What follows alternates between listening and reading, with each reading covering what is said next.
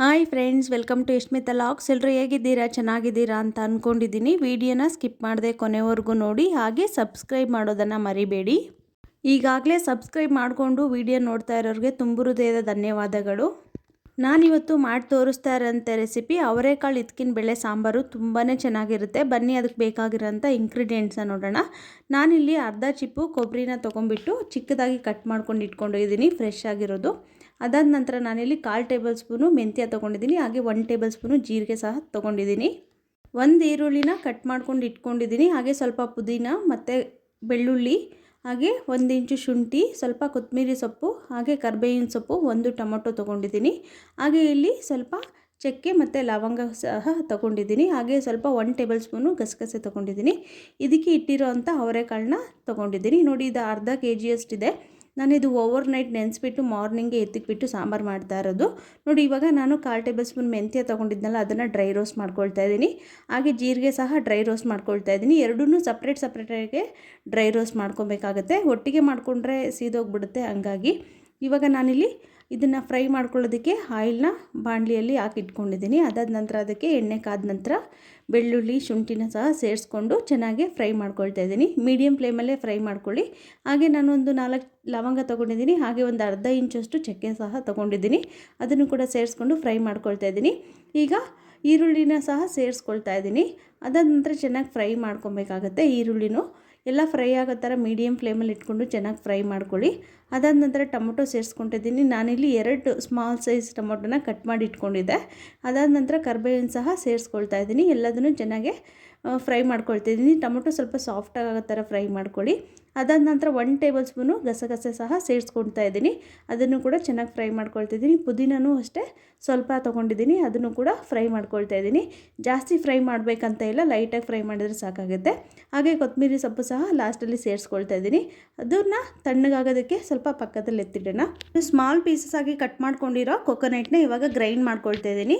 ಕೊಕೊನೆಟ್ನ ಮೊದಲೇ ಗ್ರೈಂಡ್ ಮಾಡ್ಕೊಬೇಕಾಗತ್ತೆ. ಮಸಾಲೆ ಎಲ್ಲ ಸೇರಿಸ್ಕೊಂಡು ಒಟ್ಟಿಗೆ ಗ್ರೈಂಡ್ ಮಾಡೋಕ್ಕೋದ್ರೆ ಕೊಕೊನೆಟು ಚೆನ್ನಾಗಿ ಗ್ರೈಂಡ್ ಆಗೋಲ್ಲ, ಹಾಗೆ ಗಟ್ಟಿಯಾಗಿ ಸಿಗ್ತಾ ಇರುತ್ತೆ. ಅದಾದ ನಂತರ ನಾನಿಲ್ಲಿ ಮೆಂತ್ಯ ಮತ್ತು ಜೀರಿಗೆನೂ ಸಹ ಸೇರಿಸ್ಕೊಂಡು ಒಂದ್ಸರಿ ಗ್ರೈಂಡ್ ಮಾಡ್ಕೊಳ್ತಾ ಇದ್ದೀನಿ.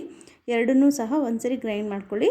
ಅದಾದ ನಂತರ ನಾನಿಲ್ಲಿ ಫ್ರೈ ಮಾಡ್ಕೊತಿರೋ ಅಂಥ ಇಂಗ್ರೀಡಿಯೆಂಟ್ಸ್ನೆಲ್ಲನೂ ಇದ್ರ ಜೊತೆಗೆ ಸೇರಿಸ್ಕೊಳ್ತಾ ಇದ್ದೀನಿ. ನಾನು ಸ್ವಲ್ಪ ತಣ್ಣಗಾಗೋದಕ್ಕೆ ಇಟ್ಟಿದ್ದೆ, ಇವಾಗ ತಣ್ಣಗಾಗಿದೆ. ಅದ್ರ ಜೊತೆ ನಾನು ಸ್ವಲ್ಪ ನೀರನ್ನ ಸೇರಿಸ್ಕೊಂಡು ಎಲ್ಲದನ್ನು ಜಾರ್ ಒಳಗಡೆ ಸೇರಿಸ್ಕೊಳ್ತಾ ಇದ್ದೀನಿ.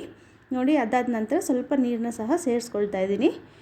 ನಾನಿಲ್ಲಿ ದೊಡ್ಡ ಜಾರ್ ತೊಗೊಂಡಿದ್ದೀನಿ, ಹಾಗಾಗಿ ಸ್ವಲ್ಪ ನೀರನ್ನ ಜಾಸ್ತಿ ಹಾಕ್ಕೊಳ್ತಾ ಇದ್ದೀನಿ. ನೀವೇನಾದರೂ ಚಿಕ್ಕ ಜಾರ್ ತೊಗೊಂಡಿದ್ದೀರಾ ಅಂತಂದರೆ ಸ್ವಲ್ಪ ನೀರನ್ನ ಕಡಿಮೆ ಸೇರಿಸ್ಕೊಳ್ಳಿ.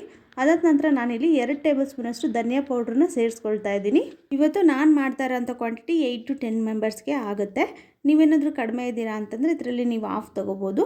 ಇವಾಗ ನಾನು 1 ಟೇಬಲ್ ಸ್ಪೂನು ಖಾರದ ಪುಡಿನ ಸೇರಿಸ್ಕೊಂಡಿದ್ದೀನಿ. ಅದಾದ ನಂತರ ಅರ್ಧ ಟೇಬಲ್ ಸ್ಪೂನು ಅರಿಶಿನ ಸಹ ಸೇರಿಸ್ಕೊಂಡಿದ್ದೀರಿ. ನಾನಿಲ್ಲಿ 1 kg ಅವರೆಕಾಯಿನ ತೊಗೊಂಡು ಅದರಲ್ಲಿ ಮಾಡ್ತಾ ಇರೋದು. ನೀವೇನಾದರೂ ಕಡಿಮೆ ಜನ ಇದ್ದೀರಾ ಅಂದರೆ ನೀವು ಹಾಫ್ ತೊಗೊಳ್ಳಿ, ಸಾಕಾಗುತ್ತೆ. ಅದಾದ ನಂತರ ನಾನಿಲ್ಲಿ ಚೆನ್ನಾಗಿ ಗ್ರೈಂಡ್ ಮಾಡ್ಕೊಂಡಿದ್ದೀನಿ. ತುಂಬ ನೈಸಾಗಿ ಗ್ರೈಂಡ್ ಮಾಡ್ಕೊಬೇಕಾಗತ್ತೆ.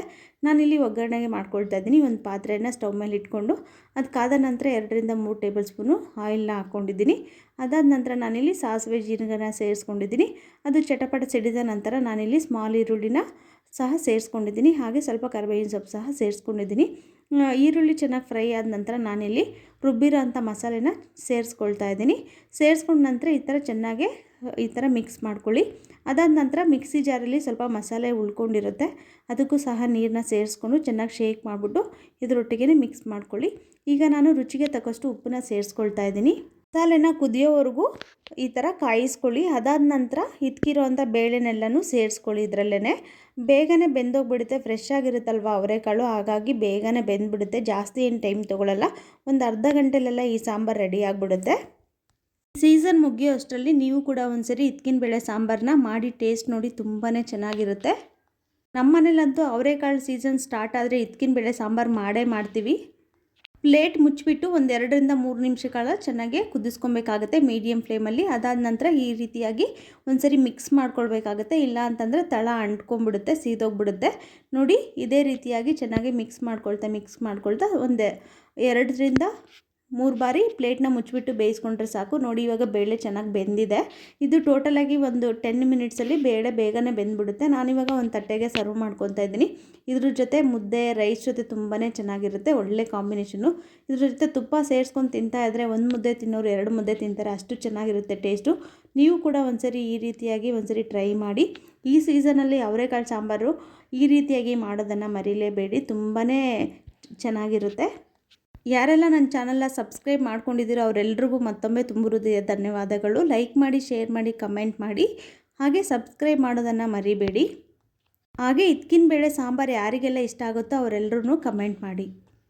ವಿಡಿಯೋನ ಸ್ಕಿಪ್ ಮಾಡದೆ ಕೊನೆವರೆಗೂ ನೋಡಿದ್ದಕ್ಕೆ ಎಲ್ರಿಗೂ ಧನ್ಯವಾದಗಳು.